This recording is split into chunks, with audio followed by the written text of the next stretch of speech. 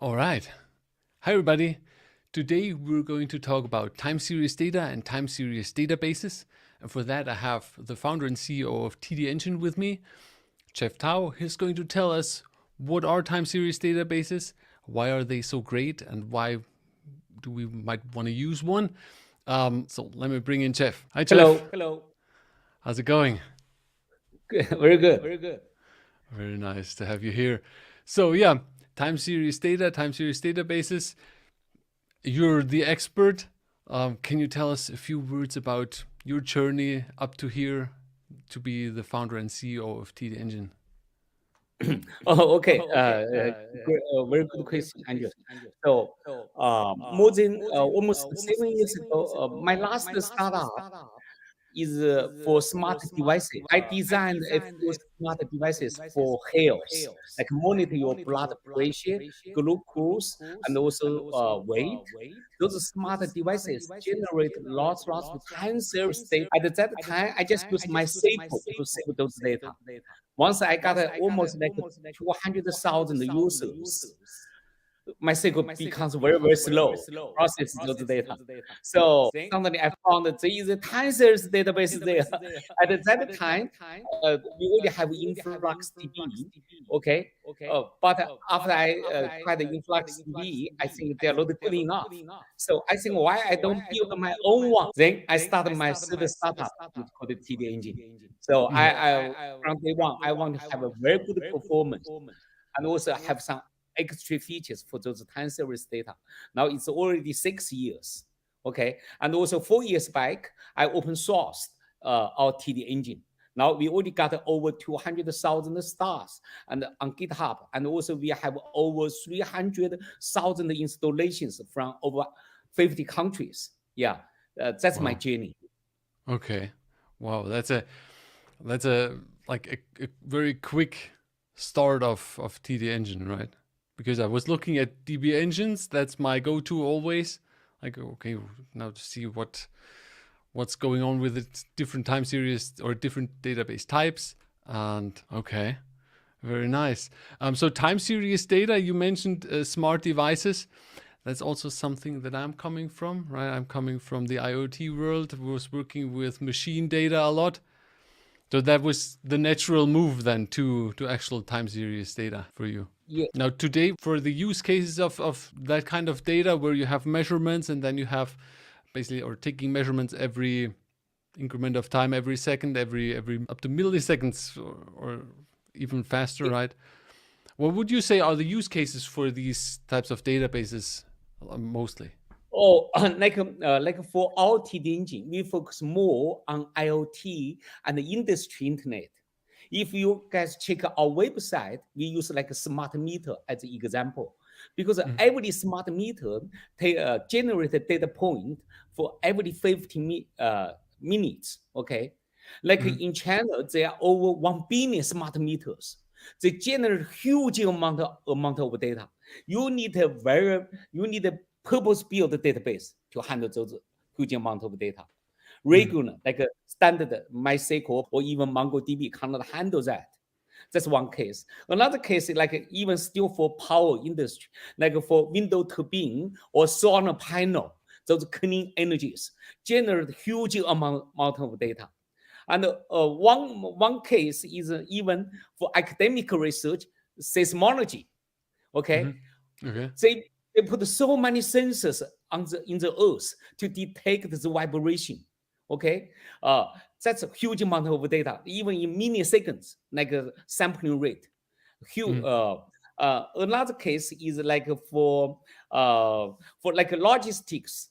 You want to know the location for each truck, right? You want to track the location for each truck or for each taxi. Those are time series data.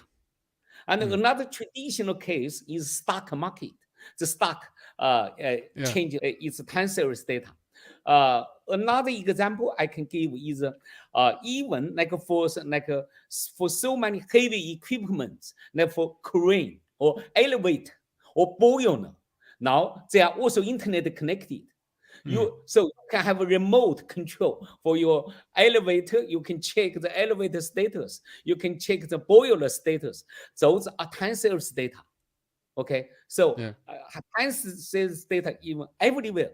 One example, nobody think bicycle is even internet connected, right? That's true with So e-bikes. Yeah, absolutely. yeah, even bicycle all those vehicles are internet connected. They generate huge amount of data, and also like for even for self-driving, right? Autonomous driving. Oh, okay, huge amount of data. So we need a new tool to process those data. Yeah. Why do you like? What are the typical issues that you have found with not if let's say you have a lot of time series data and you want to store this and then retrieve it and generate graphs and analytics out of it? If you use a normal database, what are some problems that the people are going to face? Performance, like for data ingestion, it's impossible for MySQL or Postgres to insert like 1 million data points in 1 second. But for time series database, it's very easy for them to handle like 1 million or 2 million or even 10 million. Like for TD engine, we can handle even 10 million data points per second, you know? Yeah. So that's very hard for regular database or general purpose database to do that. Because for time series database, they don't support transaction. Because for time series data, no update operation. Okay, or you don't support delete or update, you don't support transaction. It's much more efficient. Okay, That's true. performance, yeah, performance is first issue. Second thing is you still sometimes people say my data volume is not big at all. I only have 10 devices. I can still use MySQL to handle my data, right? That's true, but for time series data, you need a very spatial analytics. For example, I want to calculate the rate of change, right? Or I want to calculate the accumulated sum. MySQL don't provide those functions. Okay, Yeah. and also sometimes for time series data, you need to do interpolation. For example, I have a data point at 10 o'clock, at another data point at 10:05, but I want to know your location at 10:02. You can only do interpolation. Standard database don't do that, right? So, Yeah. and also like a time series database always provide all kinds of windows function, like a sliding window. Please tell me what's the average like power consumption for every 5 minutes. Right, that's kind of called like a sliding window. And also there are all kinds of other windows like station window, state window, because when your machine stays on in some specific state, you want to do some analytics. So like for example, it's on or off. I want to do Yeah. some analysis.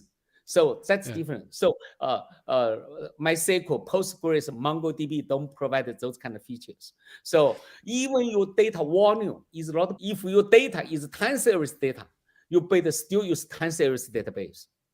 You know? Yeah, because with a normal database, basically when you put in the row, the time is just another column, and then you have to very complicated queries to actually get the information out, right? Yeah. Which is with the Another, time series database is very simple, where the yeah. time is the leading factor. It's Yeah. the main thing that Another matters. very good feature for time series database is retention policy. Because you only want to keep your data for a period of time. Maybe you just want to keep your data for 3 months or for 1 year. Then you want to delete the data automatically.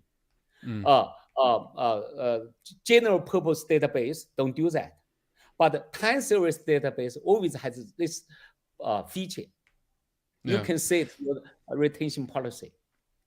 because let's face it, it can get very expensive if you want to keep all the data that you get, and Yes. this would be problematic. Can you like aggregate the data then automatically? I actually haven't thought about this. Just comes up in my mind now. Like that you say, okay, I'm putting the data retention in for 30 days. And after 30 days, I'm taking my millisecond data and I'm automatically going to make an average for every second or every minute or something. Yes. For time series data, lots of people want to do downsampling.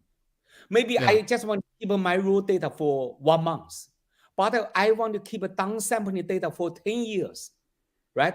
For example, like a temperature, okay, Mhm. humidity. I just want to keep the average temperature for one single day. Maybe I can keep those data for 10 years. But the raw data, maybe my temperature sensor can record the temperature every 1 minute. I don't need that. I just need the average temperature.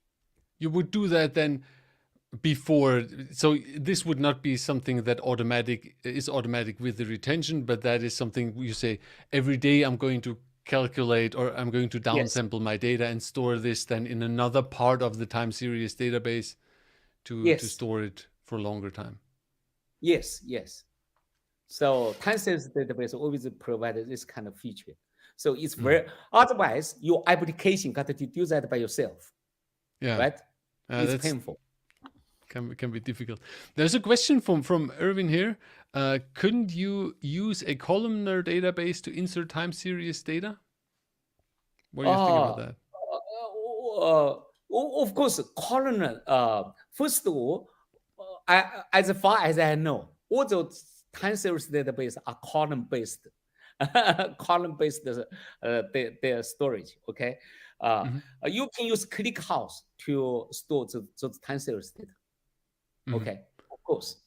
Okay, but they are still not efficient compared with the time series database. Okay. So time series database, basically when you think of a normal table, you have your you have your timestamp, let's say it's completely on the left, where Yeah. there is it's the main could we say the key column or the main column in this? And then you have your measurements Yes. from the sensors, for instance, as columns, but they stand on their own usually, right? These Yes. Uh, Actually, besides timestamp measurements, there are sometimes you can associate the tags or labels with each time series. For Mhm. example, for each smart meter, every smart meter always has a location. For example, your home address, your office address, right? So the tags too. Sometimes you want to do aggregation based on those tags. Say, I want to get the total power consumption for whole California or for San Jose in California, okay. So that already leads to scalability, right? So how does this scale usually? Would this scale by device or how does the scaling with the time series data? Well, in case of TD Engine, how do you do it? Oh, so very good question. So actually, scalability is very important for time series database because you 1 million or 10 million, even 100 million time series. Because of like for IoT case, you may have 1 billion smart meters. Every smart meter is a time series. So that's it's called a high cardinality issue. Okay. So to solve this high cardinality issue, you must have a distributed design. You need a Mhm. shard. You need to provide sharding. Every shard contains the data from a number of devices. Okay. Mhm. So, or like for TD engine, we just use consistent hash. Once I know your device, I just use your device ID, hash your device ID, then decide which shard can save your data. When Okay. we query, and also we use consistent hash to find where you are, read the data out, right? So you must have a distributed design. And even for like time series data, after you have a distributed design, you may still have trouble because those metadata are huge. Each time series have some static tags or labels. For example, for smart meter, you may have locations and the model number and many other attributes. If you have 1 billion smart meters, think about how big the size of the metadata is huge. So like for our TD engine, we have a distributed design for metadata too, not only for time series data. Otherwise, it will be very, very slow to aggregate the data. So you must have a very good scalability. That's a big challenge for time series database. Like for time scale or even for the InfluxDB, they still have a high cardinality issue. But like for our TD engine, we can support like 1 billion devices without any problem. Is that because, like, when I did my video, what I found very interesting is basically that you create one table for each device. Is that because it's so easy to distribute that basically every device is its own table, that you can say, okay, I'm going to put this on this server, I'm going to put this here and here and here, and yeah, of course. We just use device ID to decide which load they want to save the data. And but our data model is called one device, one table. This data model is very good, has a very good performance for data ingestion, and also has a very low query latency. Okay, and also has a very good data compression ratio, because once you have one table for one device, the data from one single device are stored continuous together. So the data writing or insert operation becomes a data appending operation. It's much fast. And also, the data points from one single device are stored together. So when you do query, one IO operation can read out a many number of data points. So it's very efficient. And another good advantage is data compression, because the data from one single device not much change. For example, for your smart meter at your home, the power almost the same, right? or the There's some temperature is fluctuation. Yeah, like a temperature. There's some fluctuations, but very, very small. Then it's very easy to compress. So by one table, one device, you can achieve very higher data compression ratio. So that's why our TD engine has a very high data compression ratio. Okay. Yeah.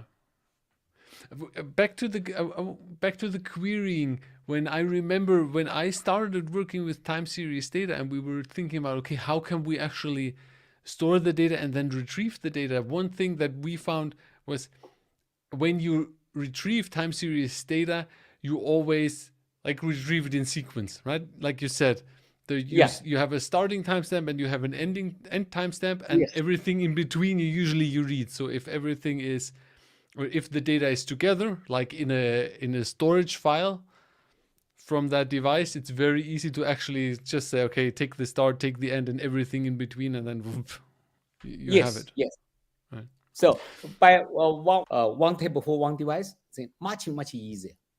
Yeah. Also with the storage, you said, well, now let's quickly keep on scalability. When I was looking at the interface, is you can actually define how large the files should be, right? Oh, okay. Yes, we don't configure how big the file is. We only configure like how many days of data you want to keep per file. Yeah, that was it. Yeah. So like for example, you one file only keep 1 week data. So for each year, then we have 52 files. Okay. Yeah. So the engineer should. Then it comes back to the engineer. The engineer needs to understand, okay, how much data will I have or will I get per day? So that, because I'm guessing if you configure this wrong, then you will store a lot of data together, and then you will get a bit in trouble if you have too much data, right? Yeah. So So you need to tune your system, optimize your system. Yeah. If the each file contain, like for example, contain data from one single year. That's too much. Your data file will be huge. That's really good, you know. But if you only keep it like 1 hour data in one single file, then you have so many files in your system, you know, not good That, either. Yeah, yeah, you know. I'm guessing you run then into the small files problem that is very old, Yes. right? Yeah. The Yes. system has to look into so many files that it takes forever to Yes. get results. Then you put a big burden on the file system. You need to open so many files. It will slow down your system. How So they kind of trade-off. how Yeah. do you handle the tuning? Is there like something in TD Engine where you can see, okay, this is my performance, or like as a developer, I'm just while we're talking, I'm thinking like, okay, I have a lot of data and I know my devices, I understand how much data is coming in. I set the time to keep in a file to like 10 days. But how can I somehow see somewhere in the system, I should tune it smaller, or that, you know what I mean? Can I do some performance tuning Oh, somehow? yeah. So I understand. So in our we give some suggestions to developers. Depends on how long you want to save your file, save your data. For example, if you want to save your file data for 1 year, I would suggest you just keep like maybe 300 files. Should be good, you know. But if you want to keep your data for 10 years, you don't want 3,000 files. You know, Yeah. that will be huge burden. Then, so depends on how long you want to save your files. Okay. Okay. Okay. I think with time series data you mentioned earlier, and I want to point this out. I think that could be very interesting for the audience. Is that when you are working with time series data, you usually um, don't do like changes of the data, or how do we call this? Reinserting? No. Update the data. Update the Yeah, data. exactly. Ugh. Yeah. That Yeah. you usually don't do update Yeah. processes, right? Yeah. TD engine supports updates, but not efficient. So if you have so many updates for your data, our system will slow down. Okay. Yeah. But for IoT case, like for the real case, you won't have so many updates. If you have so many updates, I won't suggest you to use time series database. You should use just the standard database. Yeah. Yeah, exactly. Yeah, but why would you usually, once something is measured and it's taken in and it's stored, like Yeah. it Why why doesn't why why change. why things change, right? So But that's actually something that people need to keep in mind, because the other way can also be that people are using a time series database, like you said, and they want to do a lot of updates, and then that's not the good approach for this, right? yes, Or yes. the right database. Because like, and somebody mentioned here, like, it's a bit, we cannot go into this completely, like comparison to HBase for time series. But I remember back in the HBase days, it was the same thing, right? Because the data was all stored together, Yeah. and it's in the time series database, it's meant for, you have a start and the end, and you take everything in between. And then to make an update, it's very complicated to actually find the exact data point that you're looking for in that. So everybody keep that in mind. Time series databases for stuff that doesn't update, very good. For stuff that updates a lot, But HBase is not good for time series data because yeah, HBase is a KV store, key value. For time series data, the key is the measurement plus the tags. yeah, Okay, for each data point, they always need to save the key. So first of all, the tags are stored redundant because the tags won't change. Okay, yeah, only measurement will be changed. So HBase has the data compression won't be good. Okay. yeah. No, also it doesn't have all the upsides, like you said, with the the window function and everything. But back in the day, like 10 years ago, there were no really good time series databases around, and had to find something. But the Right? database has something good. It's because it's a scalable system.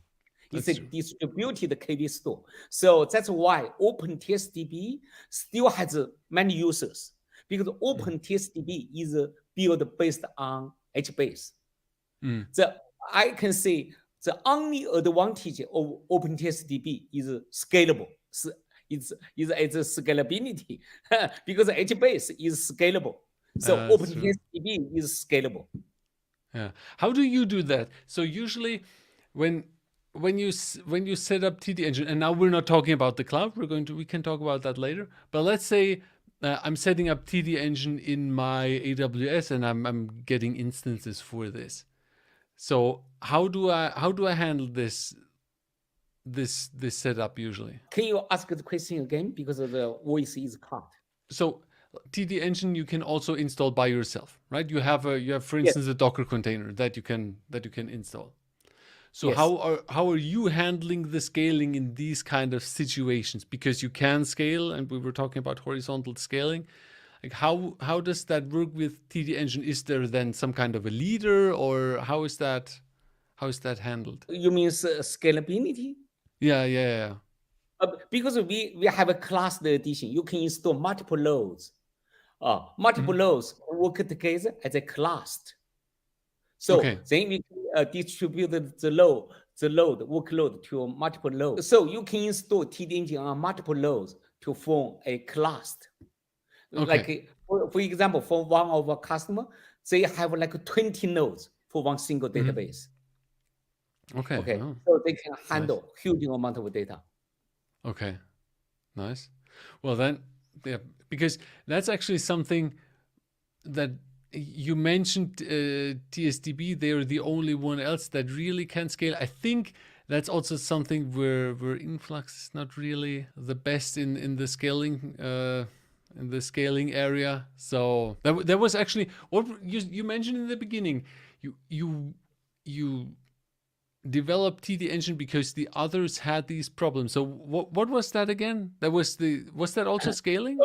Because in the at the year of 2016, I found the time series database. I think I can use time series database to handle our data from smart devices. Then I started the InfluxDB. And also I started Prometheus. Okay, I found it's not good enough. And also I checked the source code. Then I think for time series data, there is a big feature. For time series data, I found InfluxDB or Prometheus don't use this feature. It's each device, the data points from each device is just like a string, just like a video string, you know? So I think, why don't we build one table for one device, for one string? So, and also, why don't we just use message queue for each string to store those data? I think that's a very straightforward way to store those data. So then I think I can write a new time series database to handle data very more efficient. There was also something that I found. You mentioned message queue, like how to get data, because with time series databases, the data usually comes in as a stream of measurements and from each device. And while researching for my video, I saw Kafka. And I think we also talked about that before. Like that is something where, like, can you explain a bit what you're doing there with Kafka? How that works? Yeah, actually, our internal data engine is more like a Kafka, because inside our TD engine, we build a message queue for each device, for each string. We build our internal message queue. First in, first out. Yeah. But compared with message queue, you still need to build your index for time series data. Okay. So sometimes the data points may arrive out of order. Okay. And also for message queue, it's unstructured data. For time series data inside our database, it's a structured data. You have columns. You have data type. For Kafka, they don't just unstructured. It's a message queue, right? You know. So for Kafka, for message queue, they don't need to provide analytics functions. But for time series data, you need to provide analytics function. You need to calculate the sum, average, many mathematical functions, right? But for the storage, actually almost the same. like a message queue. Because at least for our TD engine, our storage mechanism is almost the same as Kafka's. It's because we build a queue for each device or for each time for each data stream. Okay. Nice. Okay. But you can There- also, there- if data is coming in from a Kafka source, you can also then directly put this into TD Engine, right? Yeah, of course, yeah. And also, Because based on our internal message queue, we provide other features too. Like we build an internal message queue. Then, based on this message queue, we support stream processing. Okay. Real-time stream processing. And also we support data subscription, just like a Kafka. So application can subscribe your stream to get a notification right away when you have a new data point, you know. So yeah. all our design is based on the message queue, actually. Our TD engine, all our design is based on the message queue. And also I can tell you a little bit of story about a design, why I got this idea. Because I quit my job in Motorola, in 2008 in Chicago. I started my first business is for pushing platform for mobile messaging platform. Okay, in year 2008.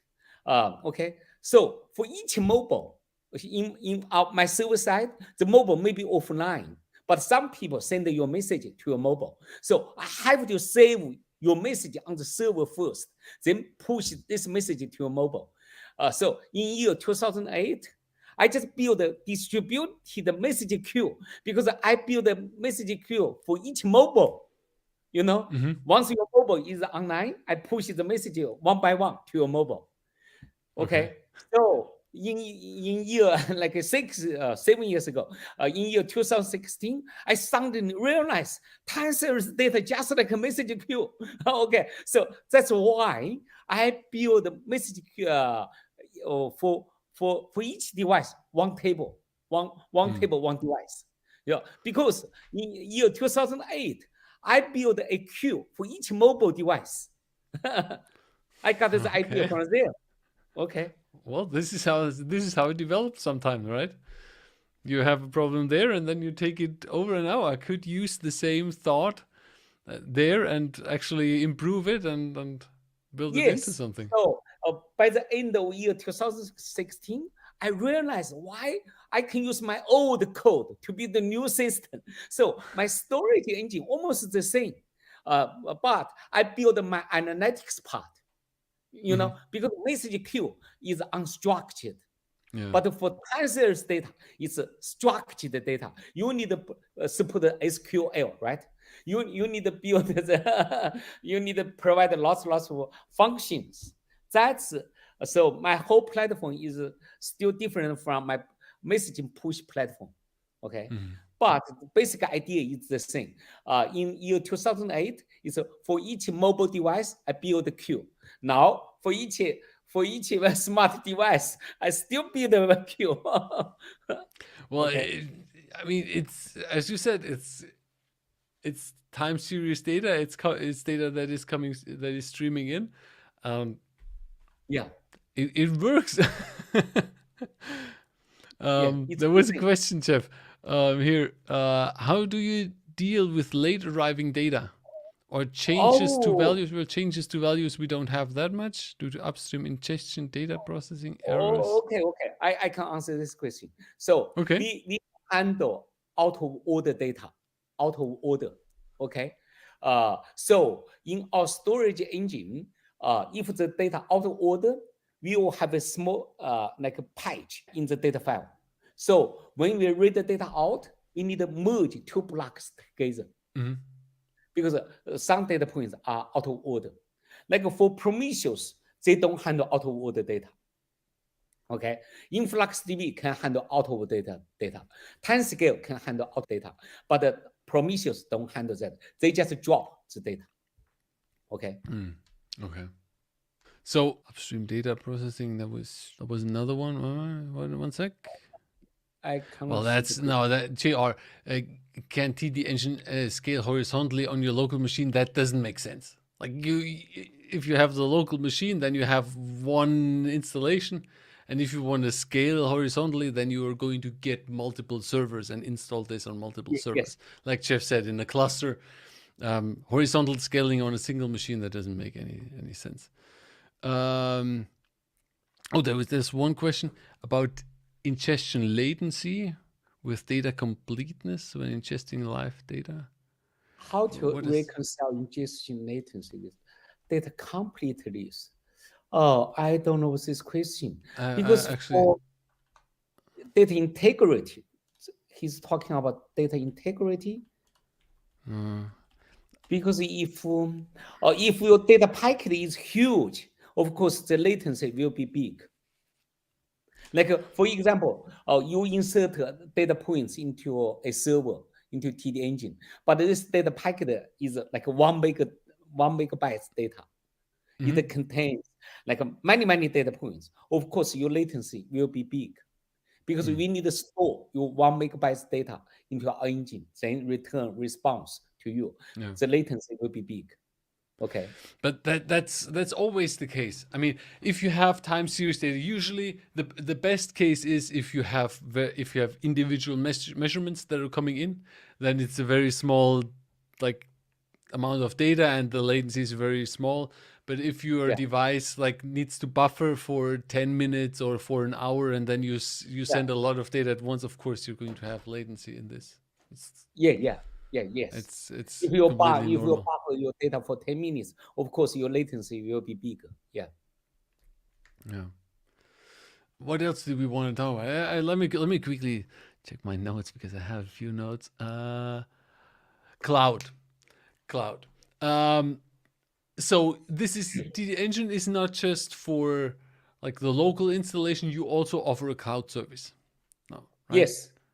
That makes We it have very cloud easy. service on AWS, Azure, and GCP. Yeah. And also So it's that free. means Everybody can register our cloud service free. Okay. Without a credit card, you can register account. so that means when I think about a company who wants to have a time series database and they have the requirement that everything needs to be on AWS, they can come to TD Engine and they can then configure that this to run on AWS. But you're actually managing that environment, right? Yes, it's fully managed service. Fully Okay. managed service. How long do yeah? Yeah, So I'm go sorry. ahead. No, go on. Go ahead. Yeah, you once you can use your Gmail account or GitHub account to register. It can be ready in 20 minutes. Oh, but in 20 seconds, everything Yeah, be ready. Then you can write your data, query your data. Yeah, yeah. it's very convenient. I mean, everybody, you can also check out the video that I did. It's like super easy. It's very quick. But this is like, what do you think? What would be some of the, or what do you have on your timeline for next features for the cloud version? Like, is there something you want to put in there that you right now don't have? Like a big feature? Oh, now for our in the near future, we'll put a very nice feature for data scientists in our cloud service. Uh Okay, huh. we are going to put some public databases on our cloud. So all those data scientists can use Python to access those public data to run their own algorithm. For example, Python. Okay. So and also like even Andrew, you can put some sample data on our cloud service. So your Okay. student can write their own algorithm to analyze those data. So it becomes like a public repository, Okay. but it's SQL. Okay, you can even Nice. use Jupyter to analyze those data, to do time series data prediction, for example. So it will be there by the end of this month. We are going to Nice. put like a New York power consumption, like a power data on in our cloud. So everybody can analyze New York power data, okay? Or maybe Well, a New York taxi data. It's also public.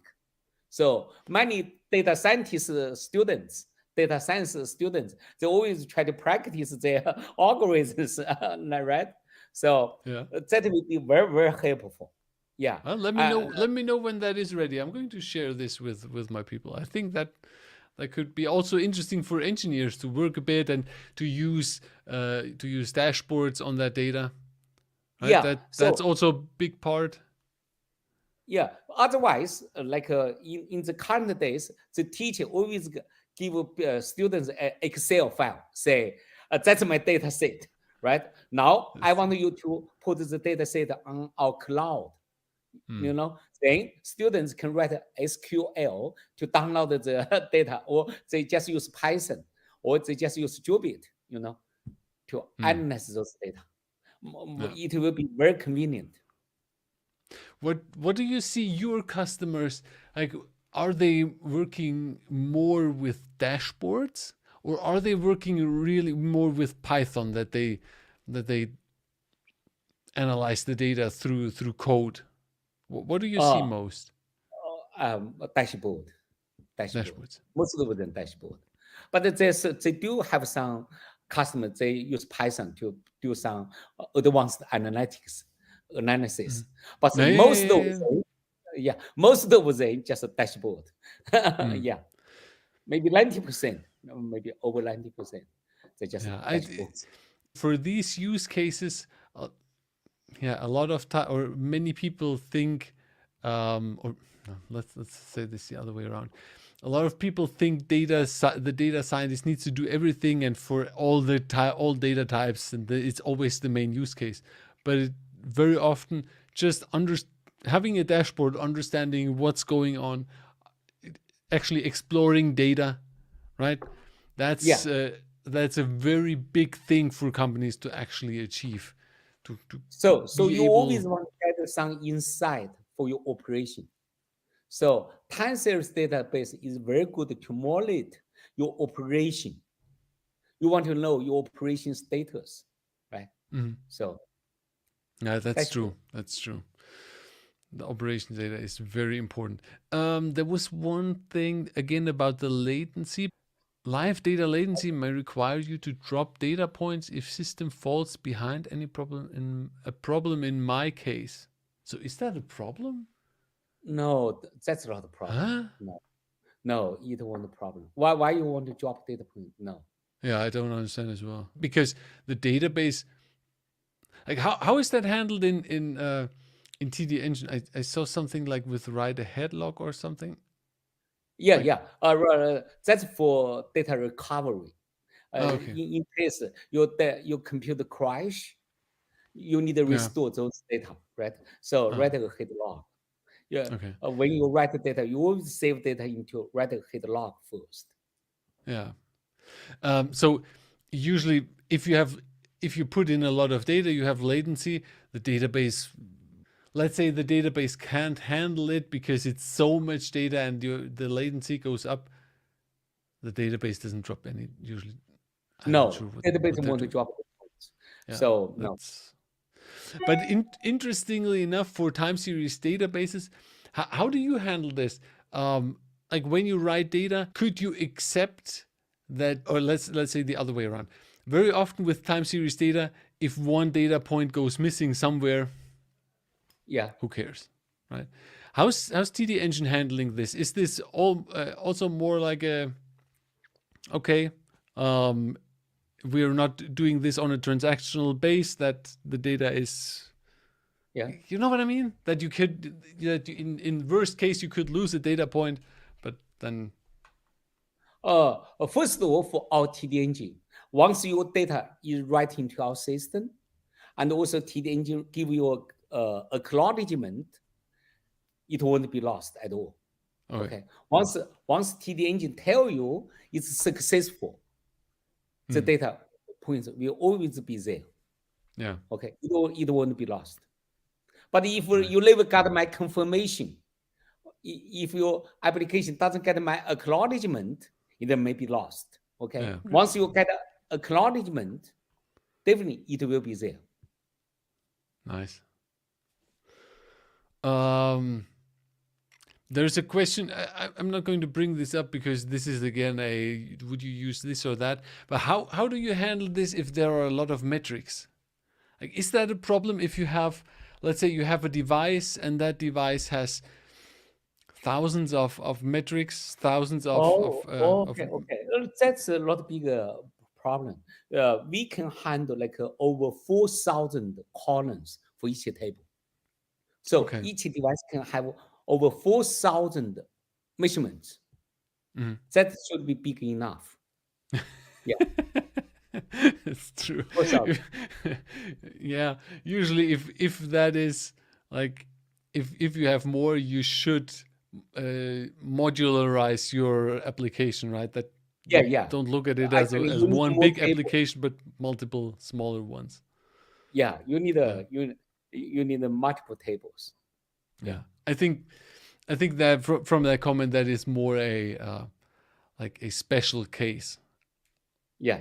and than the But norm. we do have customers with like 4,000 columns.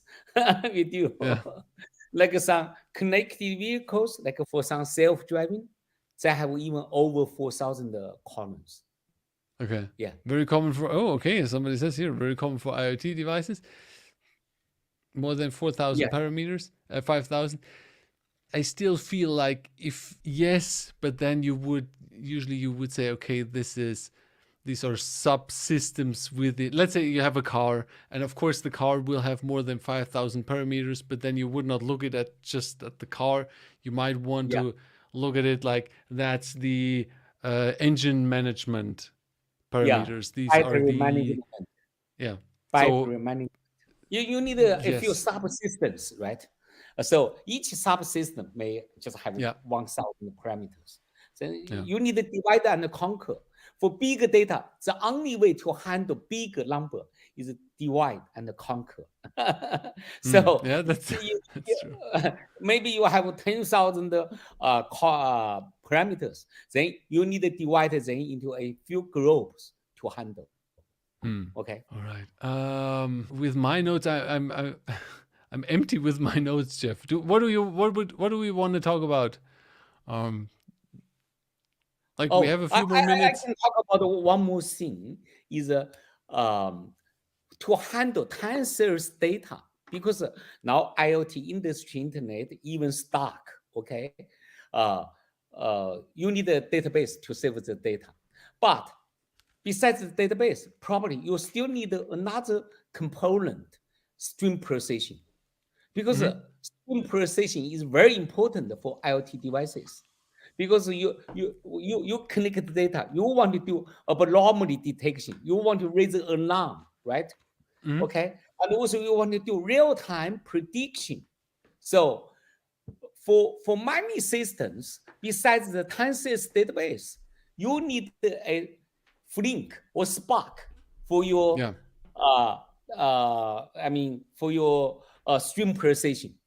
Yeah. And also, like for IoT cases, you also need a caching because you want to know the current location for each vehicle. You want to know what's the current reading for each meter, right? Then you can make a decision. So for your IoT platform, for industry internet platform, you need a caching platform, caching component. Okay, and another one is once you connect the data from many devices, okay, put them together on your AWS cloud. Also, you want to distribute your data to many stakeholders. Maybe those stakeholders is internal or external, right? So, time series data platform requires database, caching, stream processing, and also data subscription. It's a complicated system. But for our TD engine, we have all those components ready.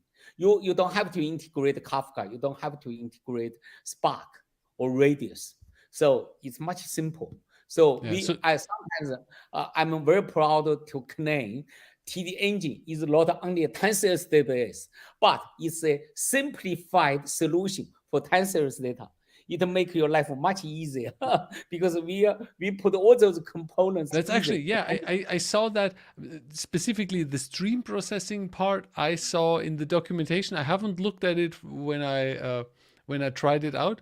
But basically that means once the data is coming in, you don't need something like Spark or Flink that actually Yes. pre-processes the data and puts then that in the database. But you can actually define yeah, stream processing within TD Engine to actually process your And data. and also like another good example, like it's data sharing or data distribution. You need a very good feature, like for IoT. For example, like we connect the data from Tesla, okay? Tesla. Maybe we have 1 million Tesla, okay? Uh, every Tesla reported their data into the data center. But Mhm. Tesla need to distribute those data to its stakeholders. Maybe for battery vendors, they only need to distribute the battery data to battery vendors. Every stakeholder can look at the whole data, just one small piece of the whole data. Like for battery vendor, they can only see the data for battery. For motor data, the motor vendor, they can only see their own data. So Mm. you need a very flexible way to distribute your data. Like for Mm. our TD engine, uh, when you want to share data with the external stakeholder, you can define what kind of data you want to share by just using a SQL statement. Mhm. Say, I just want to share first column, second column.